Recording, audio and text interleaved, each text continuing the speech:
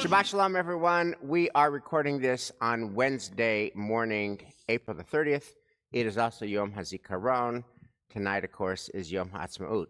And colleagues, I just heard the most beautiful, brilliant, sparkling framing about life, the human condition, and the Jewish people in Israel from Sarah Labaton. Last week, Sarah Labaton is the director of learning for Hartman North America, and she came to teach the rabbis. And I have not been able to stop thinking about her teaching. That's how sparkling and important it is. And I want to use that. Basically, I want to teach the text that she taught, and I want to use the framing that she offered, and I want to hear what comes up for you when you do that, because it just really landed for me. Here's what she said, and here's the framing, and it would be appropriate any day. It's particularly appropriate on Yom HaZikaron, on the eve of Yom HaAtzmaut. She and her husband and their 3 kids, 14, 11, and 8, are in Israel for the year. They usually live in New York. And their kids are the older kid is in a middle school in Jerusalem. And for Hanukkah, the school had an event where the kids would make menorahs. These middle school kids would make menorahs, and the parents could come to the arts and crafts fair, see your kids, the other kids' menorahs. And when she got there, she noticed that all of the menorahs, but one, all of the menorahs had as candle holders military themes. There were F-15s that hold a candle, and F-16s that hold a candle, and Jeeps that hold a candle, and bulldozers that hold a candle, and heavily armored vehicles that hold a candle, and guns, and everything that fires, and ammunition, and destroys.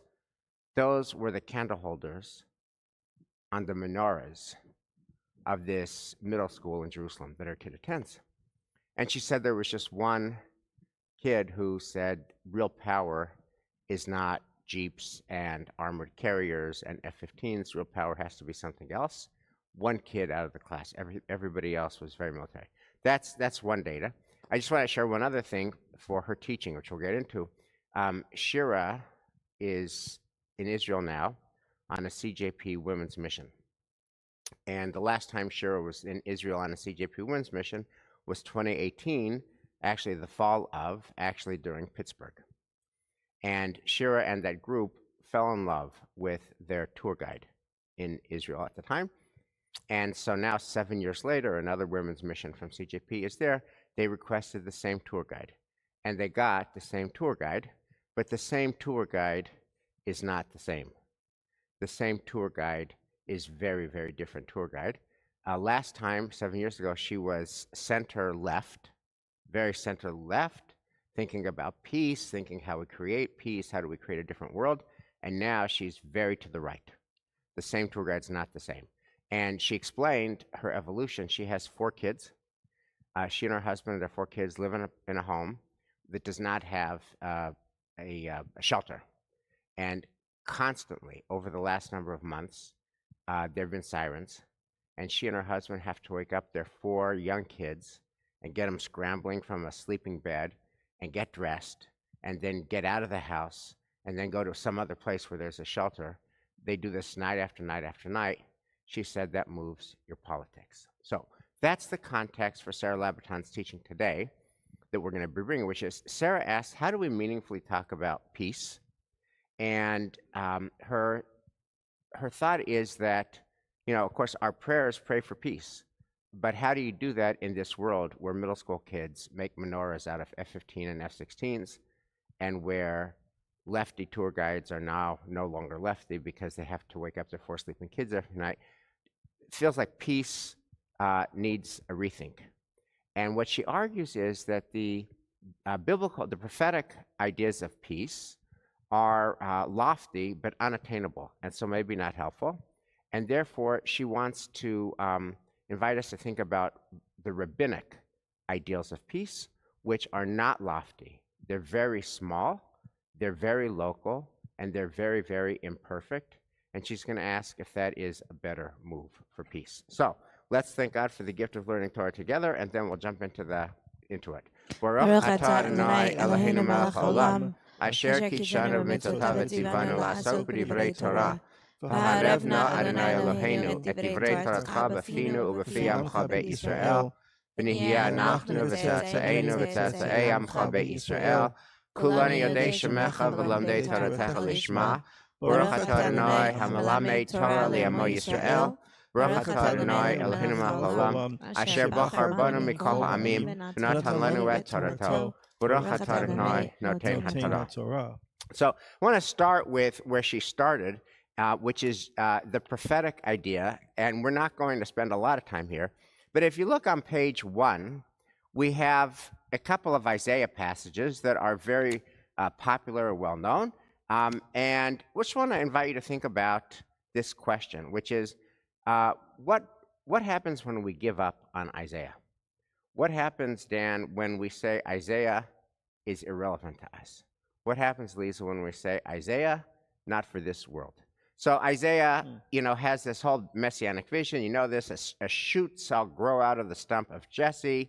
The Spirit of the Lord shall alight upon him, a spirit of wisdom and insight, a spirit of counsel and valor, a spirit of devotion and reverence for the Lord. And then the famous verses, justice shall be the girdle of his loins, faithfulness the girdle of his waist. The wolf shall dwell with the lamb, the leopard lie down with the kid, the calf, the beast of prey, and the fatling together, with a little boy to herd them. The cow and the bear shall graze, their young lie down together. The lion, like the ox, shall eat straw.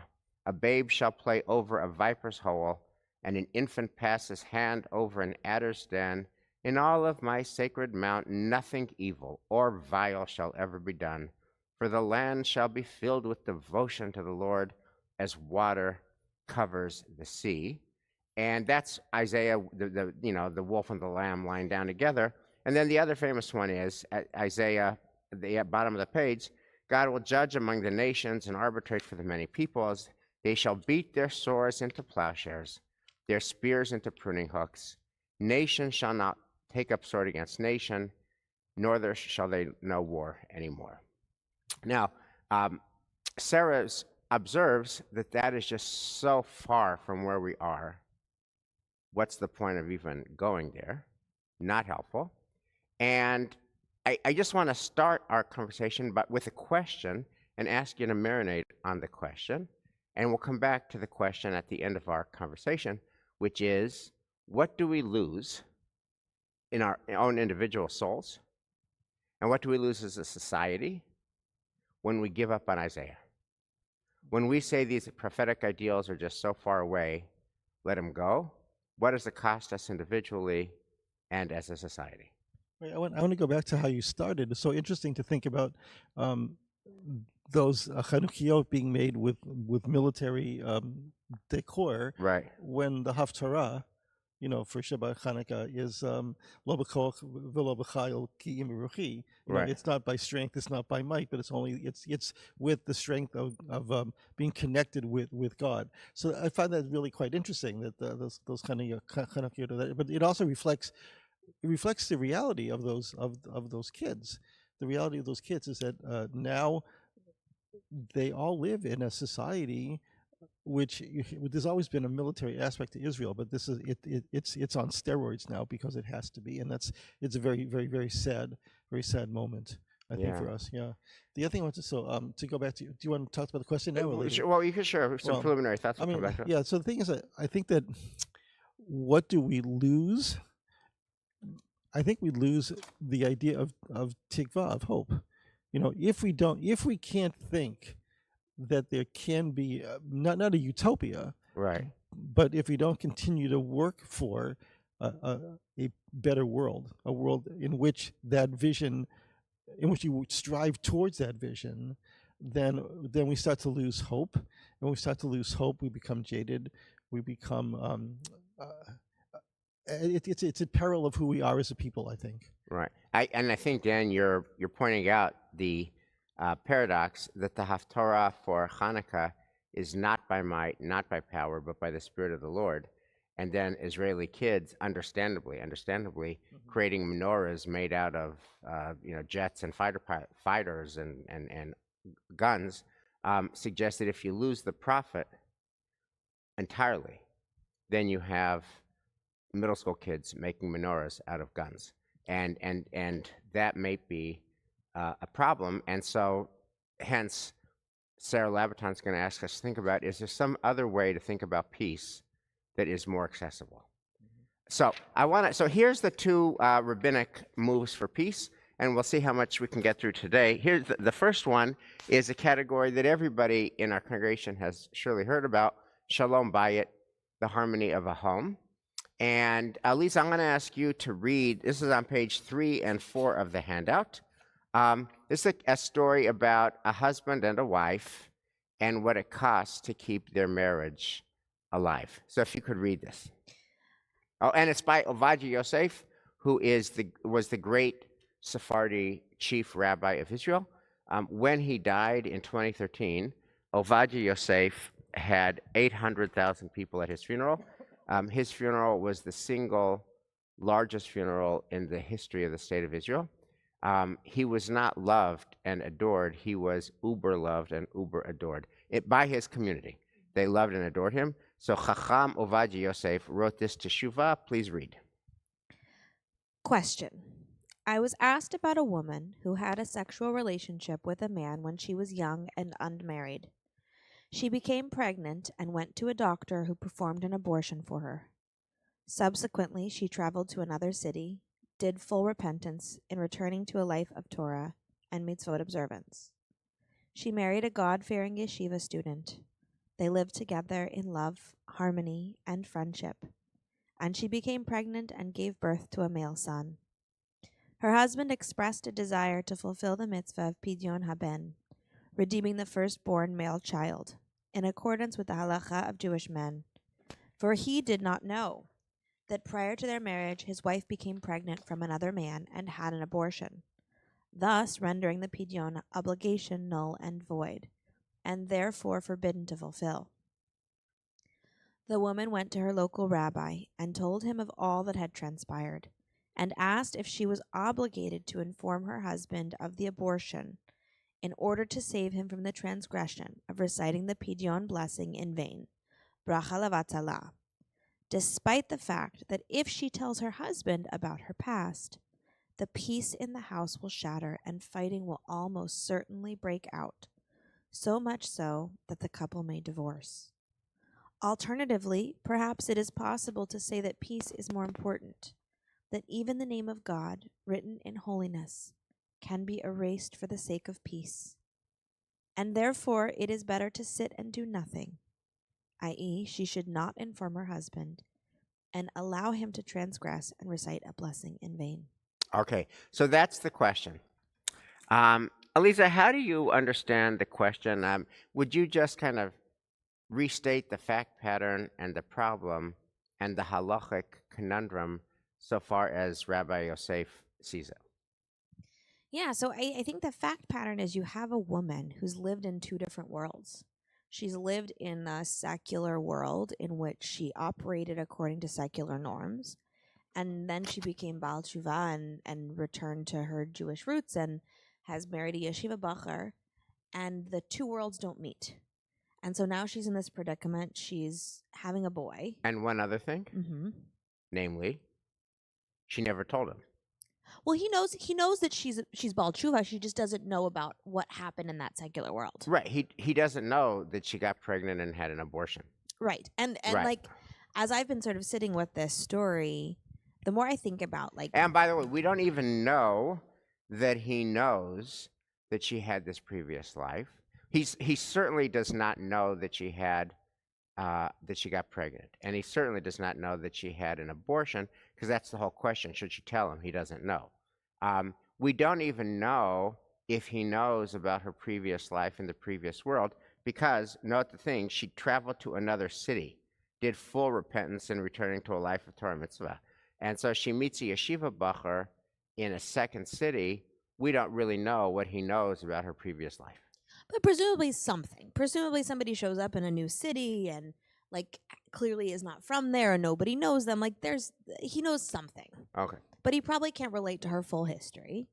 And in an insular Orthodox world, her past doesn't make any sense. Like, it won't make any sense to him. And so now she's in this predicament where her two worlds have collided and something has to break. Either she breaks, honesty with her husband, or she holds this lie and allows the truth of their lived experience together to hold.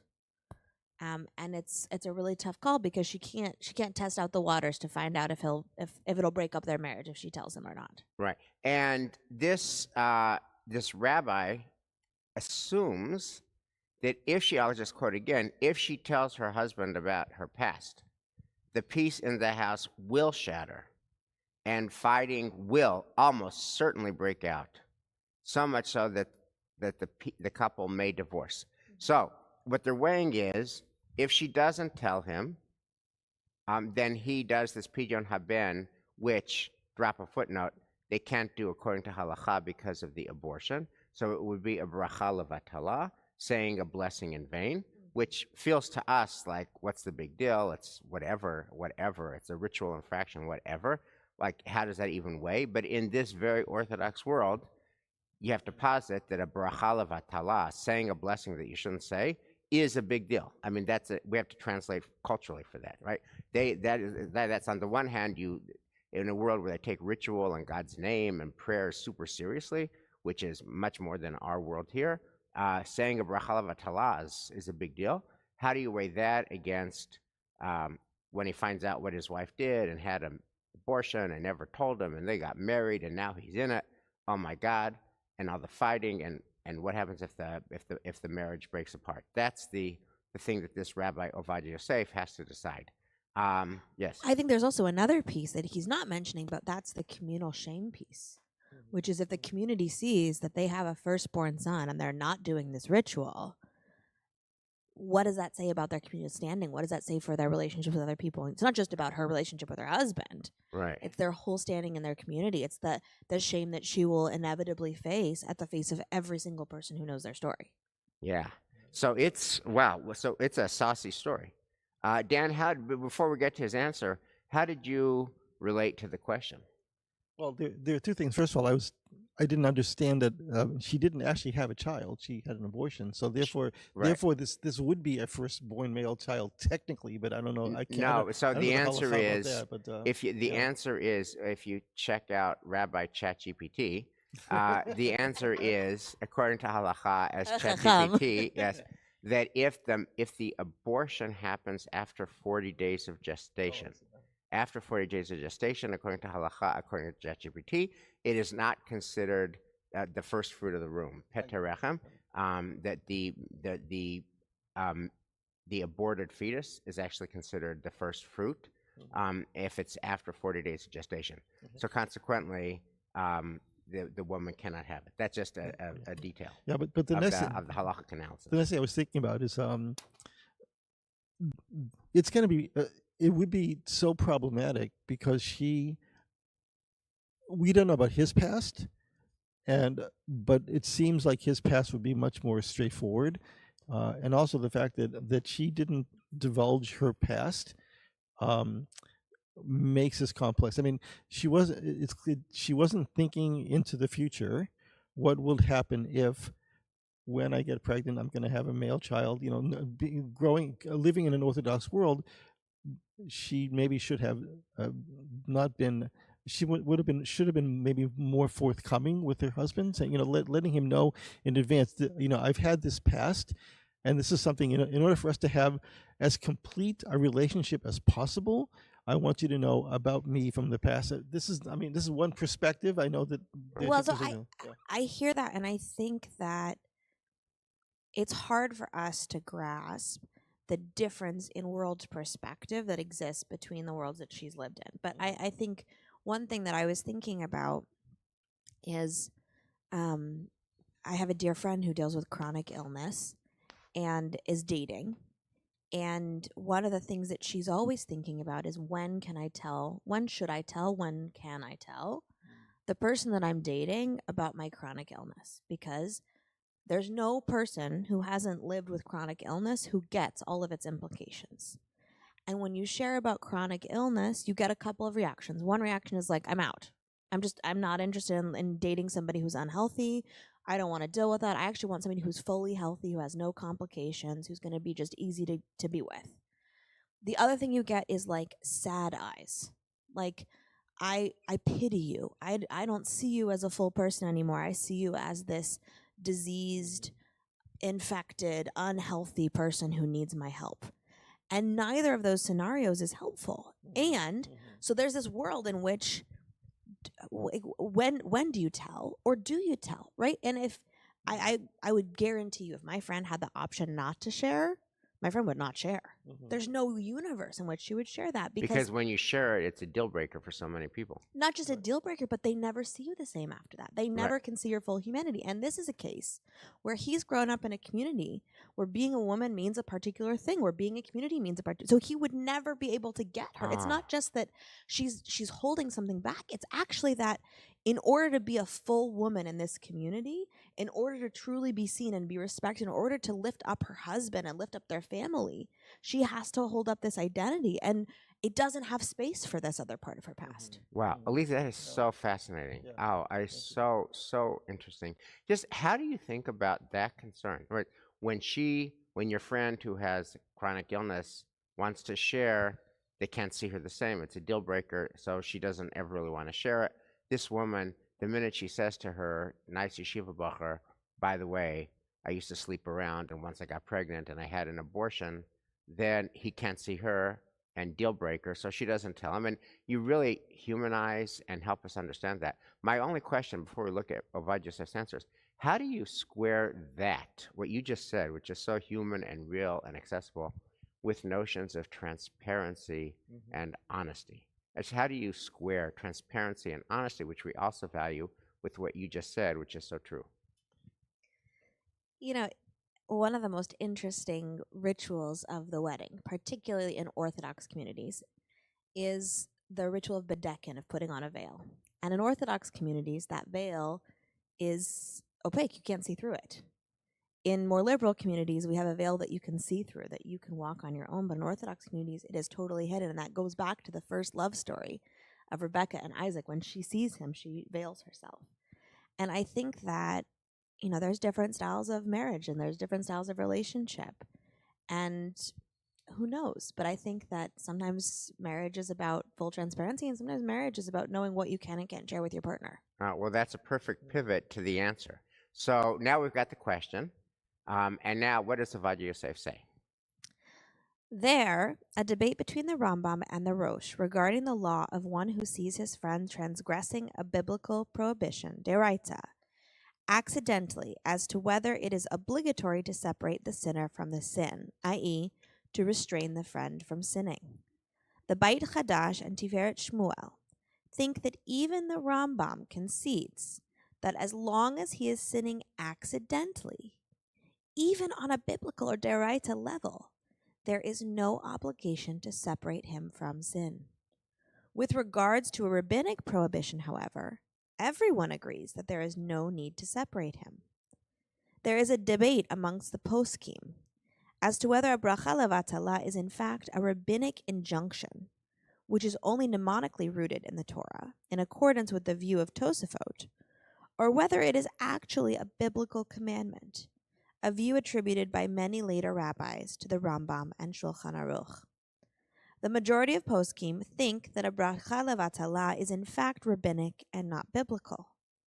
Therefore, the law emerges that the rabbi should tell the woman not to inform her husband about the past abortion, and the couple should continue to live in peace. Okay, so I'm just going to take the liberty of distilling and summarizing that for our listeners, because it's a lot of inside halachic baseball.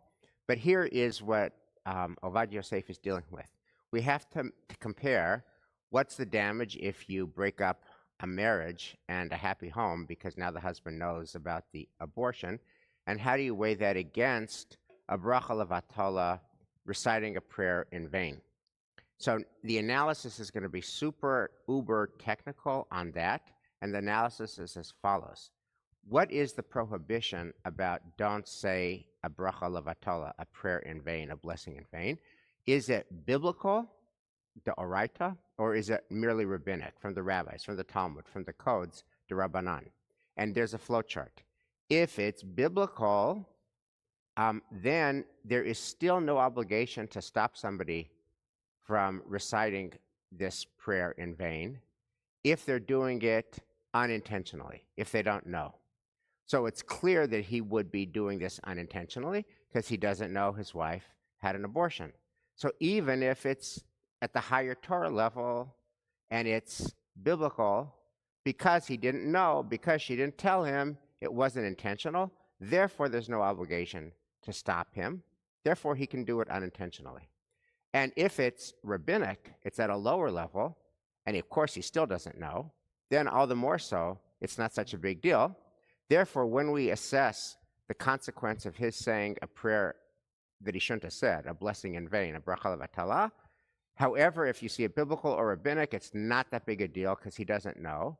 Meanwhile, you compare it against the breakup of her house, that's a big deal. Therefore, don't tell her, don't tell your husband.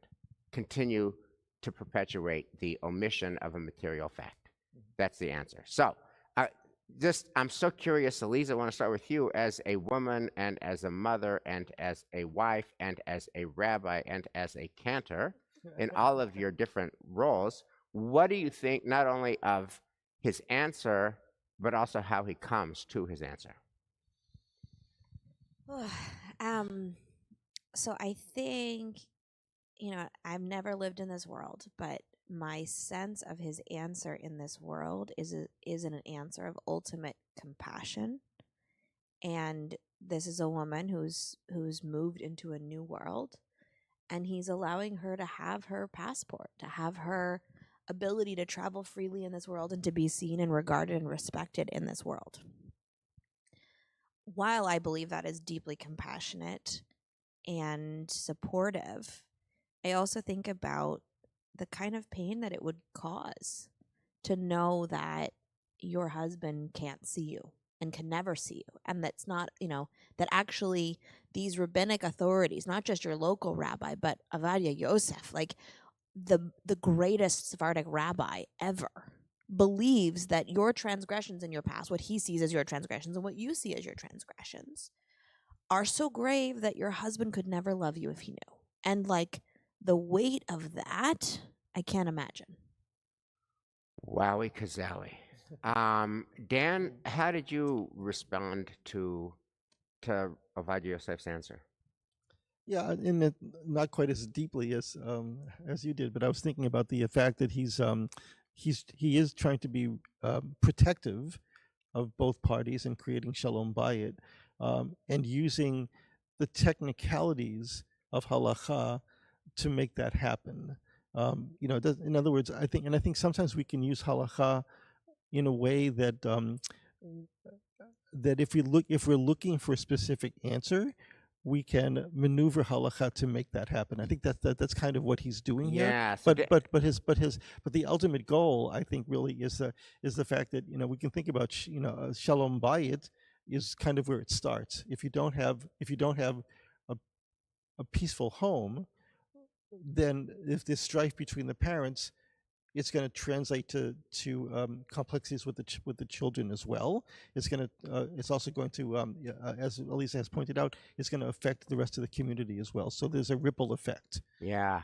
Thank you both. I want to, and we have to plug this into Sarah Labaton's scheme and larger question, but just to understand Ovadia Yosef and this woman and her husband and the baby, and to Dan's last point, most of the energy of his decision, of Ovadia Yosef's decision, is very technical inside baseball.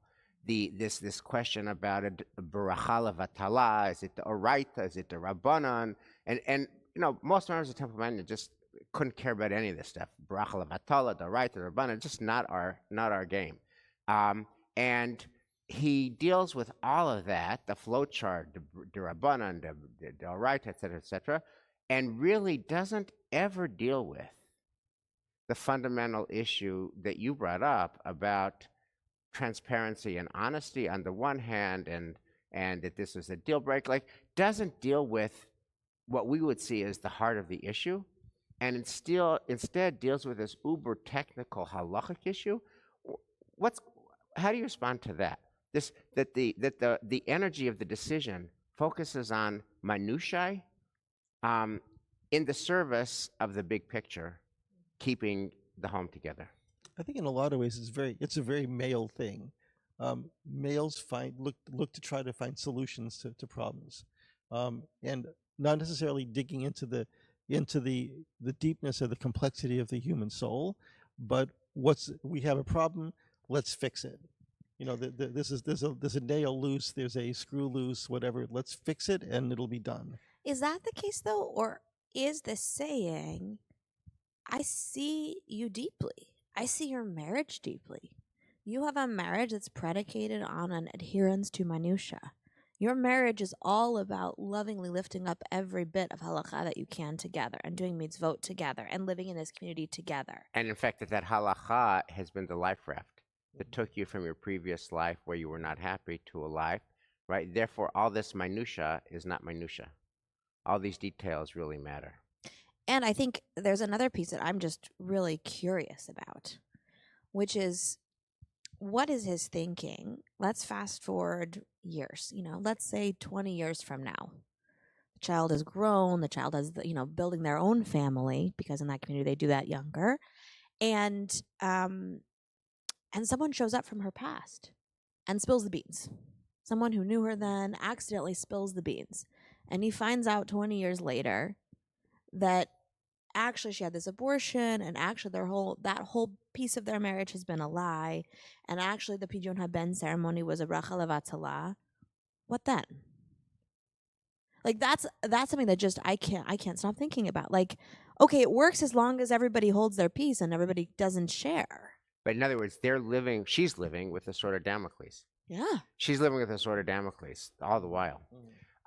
Yeah. So I found this case endlessly evocative, and now I want to plug it into Sarah Labaton's scheme. Sarah Labaton asks whether Isaiah, the lion and the lamb lying down in peace, the nations beating swords against plowshares, that's just utopia.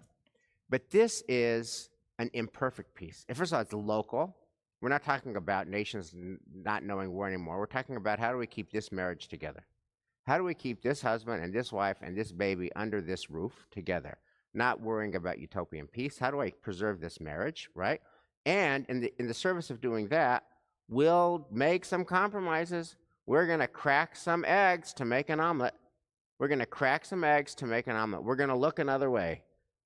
And the question is that a peace, this local, small, imperfect peace premised on a material omission, is that worth pursuing? Elisa Berger. Isn't that every piece? I mean, I think about what enables us to coexist together. A lot of it is overlooking small things that drive us crazy, right? Like, everyone that you love does something that drives you completely bonkers. Everyone that you love has a habit that, like, if you could fix it, you would fix it in an instant, right? They crack their knuckles, or they eat their cereal in this particular way, or they leave the dishwasher, or like whatever it is. And what is love and peace but overlooking those things that we would rather be different in the spirit of the greater picture? Dan, what about you? Yeah, I'm 100% with Elisa about that. I think it's really 99.9% of our lives is all about what's local and what's imminent and what's daily, and then thinking about utopia. If only the entire world were perfect, most of us don't have the luxury of spending the time trying to do that and fix that. Wes, what about you? Well, I never like a box with a bow and a ribbon. So I wanna wrap up with a question, which is, and we're going to continue with a different kind of imperfect piece next week. It's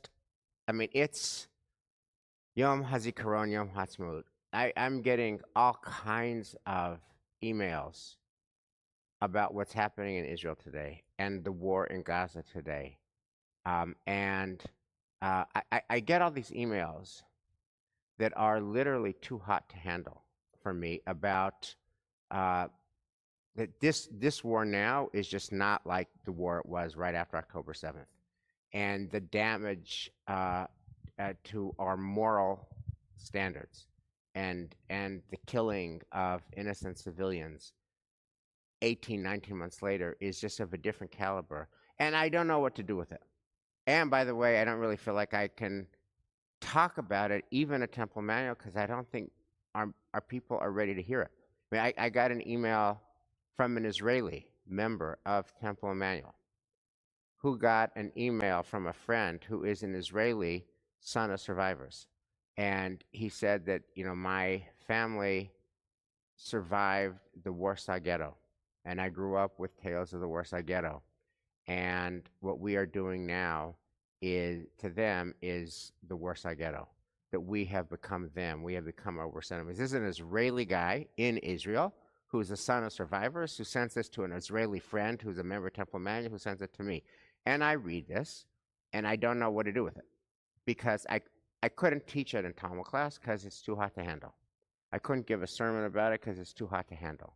And we obviously have American versions of that too. News stories that we don't know what to do with, they're too hot to handle, you can't talk about it, they're too contentious, etc. And I'm wondering whether Sarah Labaton's teaching is that the response to this world is to create shalom bayit, an imperfect piece in an imperfect small locale, my imperfect house, this imperfect house, our imperfect house, and we just focus on our dalat amot. And my question is that an adequate response to a world on fire?